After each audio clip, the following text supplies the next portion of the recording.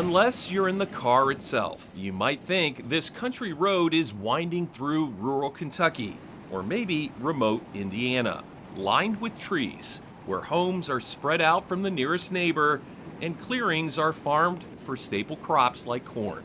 But down County Road 665, pulling into a farm 5 hours north of Kentuckiana. Paw Paw, Michigan, which is in southwest Michigan. It was our first farm.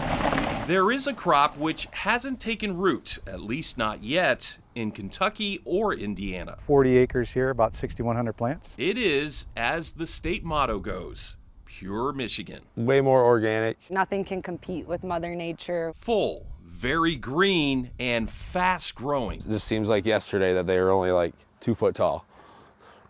Now they're 8 foot tall. Just a few weeks out from October harvesting. I also check out for stem rot. This crop is unique in that it's actually shielded from public view. The yellowing of a leaf, for say like this. Even though marijuana as medicine has been legal in Michigan for 16 years, and then recreationally since 2018. Grasshopper Farms got started in 2020 by Will Bowden. So the netting really is just to support the plants as they grow. The kind of guy you wouldn't think would do this. She looks beautiful. A veteran of the U.S. Coast Guard. Now they're starting to put their energy into the flower. And on top of that, To manage things like stress, anxiety. a cop. The irony is not lost on anybody that now I'm standing in the middle of these trees. Rows and rows of them. Bowden says the yield is around 18 to 20,000 pounds. We have about 50,000 pounds of demand. So the plan is to grow more on another 40 acres. This is going to be another approximately 20 beds. Bowden says new growth will still supply less than 5% of what the Michigan market demands. Outside of Michigan, Grasshopper Farms is also growing outdoors in Colorado and in New Jersey. The vision is even further expansion. The goal right now is 10 states. Into Kentucky as well. However, they decided to hold off on applying for a cultivator license in the bluegrass in this first round. Okay, so you guys were interested in Kentucky. Are you still interested in Kentucky at some point? Absolutely. When it comes to Kentucky, I like the framework. I think that the early framework is not going to be the enduring framework, meaning right now they don't allow for smokable flower, but that's going to change. Kentucky is also medical marijuana only, and that cannabis like this will have to grow inside under the lights instead of outside under the sun. That despite favorable natural conditions. Kentucky has a great climate for agriculture, and cannabis farms this side is just that. It is agriculture. We do add some nutrients, but majority of it is just water and sun. It is better for the environment from an electrical standpoint, from a regenerative standpoint, and all around sustainability. Pure Michigan. To me, this is when the plant turns from a plant into a tree. It's their way of cultivating cannabis. The grasshopper out of Grasshopper Farms represents two things. So number one is always learning. And then number two is the grasshopper is hopping from season to season because we do have to start over with new plants every single season. A grow cycle, which might take a few more seasons for Kentucky to come around to. I am comfortable right now that we did not go into the first round in Kentucky, but I'm also very comfortable saying that we're going to get into a subsequent round there. We're going to do great there.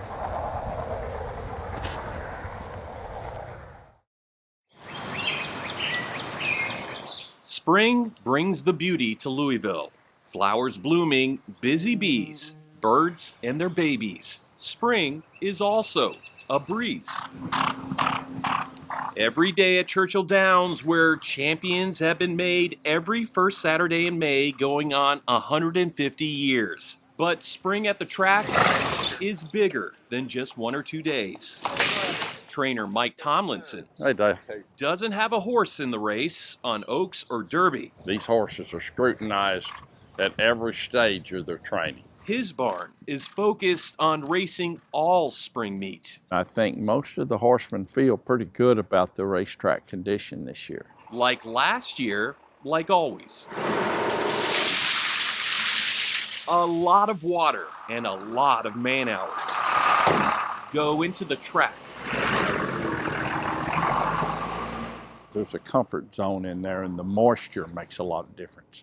Too much moisture is not good. too little of moisture is not good. It's all about optimizing the track surface, the watering, one pass after another with floating, and digging in around the mile oval and around again with new hydraulic harrows. We can really control, fine-tune the depth at which they're going. That, along with tons of added specialized dirt. A little over 2,200 tons. For a big investment in horse and rider safety, hoping for a return on steering clear of a repeat of last spring meet. It was a big head scratcher for all of us.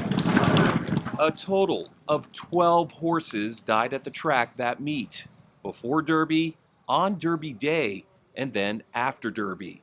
Churchill's equine medical director, Dr. Will Farmer, Last spring meet was really tough. says he worked 114 straight days as he and many other veterinarians, as well as track specialists, tried to figure out what was going on.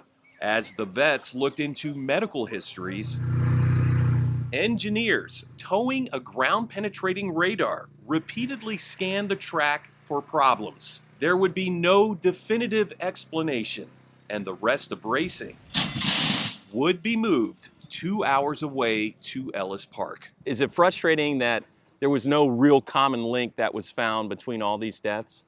As a veterinarian and a scientist, we like to find answers. Sometimes that we don't get a defined singular answer, but have to understand all the pieces that go into that. Not having the same factor cause each fatality doesn't mean that we don't know about the risk environment. The Horse Racing Integrity and Safety Authority says things were learned from the tragedies at the track.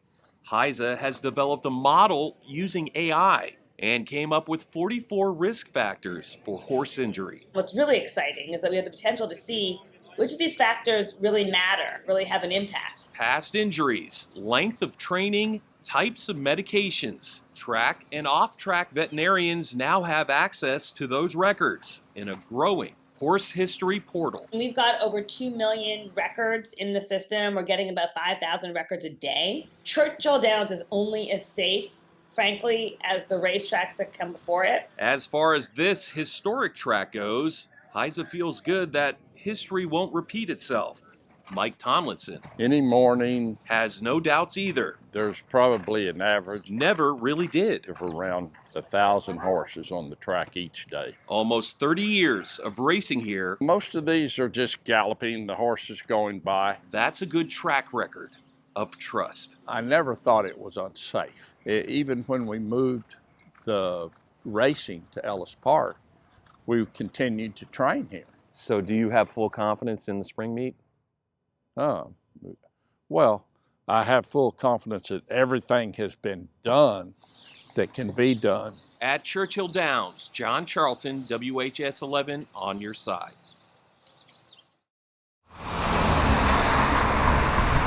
On ramps, off ramps, merging traffic and flyovers. Louisville Metro's interstate interchanges are among the most traveled, the busiest in the state. But at sunset, as light gradually transitions to night, darkness lately has continued to overshadow public safety. Mainly concentrated in Jefferson County and actually mainly concentrated within the Waterson Expressway. Headlights help, but are merely low beams compared with the high beams of overhead lights. 24 interchanges right now that are dark. That amounts to about 1,400 lights. Pitch dark, where so many light poles line the roadway. High traffic areas where junctions can be confusing, such as the 64-71 split by downtown, further north at the sharp 71-264 split, and then the twists and turns at 264 and Shelbyville Road. Lights out for weeks, even months. It's dark and it's dangerous. A complete blackout on the entire 3+ mile stretch. Every light is out.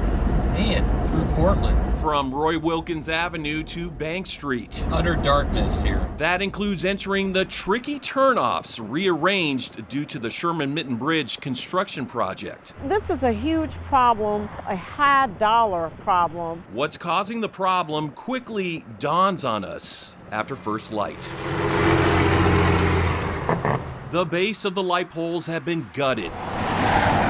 Wires ripped out and snipped. But we certainly have seen an uptick recently. We've had multiple interchanges hit multiple times in the last year and a half especially. Thieves have been targeting copper wire, where it's all lined up for the taking. Conduit that runs between the two light standards that are about 200 feet apart. And is easiest to get to. So there's underground conduit. Thieves get in there at the bottom of the base of the pole, break those wires and try to yank them out there. The Kentucky Transportation Cabinet says some spots, after being fixed, have been hit again. That's happened 5 times in the Bank Street area.